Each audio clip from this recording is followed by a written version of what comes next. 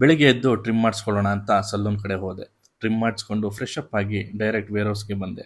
ಬಂದು laptop open ಮಾಡಿ Amazon seller ಸೆಂಟ್ರಲ್ಲಿ ನೋಡಿದರೆ ಟೋಟಲ್ ಇವತ್ತು 14 ಆರ್ಡರ್ಸ್ ಬಂದಿತ್ತು. ನಿಜ ಹೇಳಬೇಕಂದ್ರೆ ತುಂಬ ಖುಷಿ ಆಯಿತು.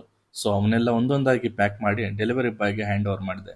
ಆಮೇಲೆ ನಾನು ಹೊರಟಿದ್ದೆ VRL ಲಾಜಿಸ್ಟಿಕ್ಸ್ ಕಡೆಗೆ. ನೀವು ನಿನ್ನೆ ಯೂಟ್ಯೂಬ್ ವಿಡಿಯೋ ನೋಡಿದರೆ ಗೊತ್ತಿರುತ್ತೆ, ಒಂದು ಪ್ರಾಡಕ್ಟ್ ಸ್ವಲ್ಪ ಇಶ್ಯೂ ಇತ್ತು.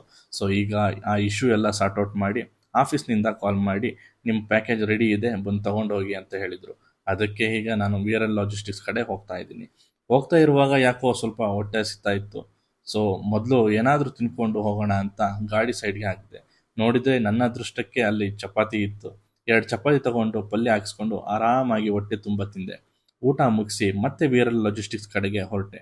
ಹೋಗ್ತಾ ಇರುವಾಗ ದಾರಿ ಮಧ್ಯೆ ಕಬ್ಬಿನ ಹಾಲಿನ ಅಂಗಡಿ ಕಾಣಿಸ್ತು. ನೋಡಿದ ತಕ್ಷಣ ಯಾಕೋ ಒಂದು ಗ್ಲಾಸ್ ಕುಡಿಬೇಕು ಅನಿಸ್ತು. ಸೊ ಅಣ್ಣನಿಗೆ ಒಂದು ಗ್ಲಾಸ್ ಕಬ್ಬಿನ ಹಾಲು ಹೇಳಿದೆ.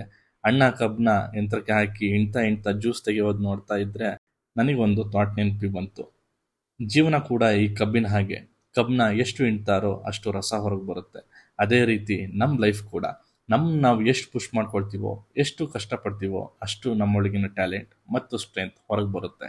ಸೊ ಒಂದು ಗ್ಲಾಸ್ ಕಬ್ಬಿನ ಹಾಲು ಹೊಟ್ಟೆ ತುಂಬ ಕುಡಿದು ಈಗ VRL ಲಾಜಿಸ್ಟಿಕ್ಸ್ ಕಡೆಗೆ ಹೋಗ್ತಾ ಇದ್ದೀನಿ. ಮುಂದೆ ಏನಾಯಿತು, ಪಾರ್ಸೆಲ್ನ ಹೇಗೆ ತೊಗೊಂಡು ಬಂದೆ, ಎಲ್ಲನೂ ನೀವು ನೋಡಬೇಕು ಅಂದರೆ ನಾಳಿನ ವಿಡಿಯೋಗೆ ನೀವು ಕಾಯಬೇಕು. ಕಾಯ್ತಾ ಇರಿ. ಅಲ್ಲಿ ತನಕ see you, take care, bye.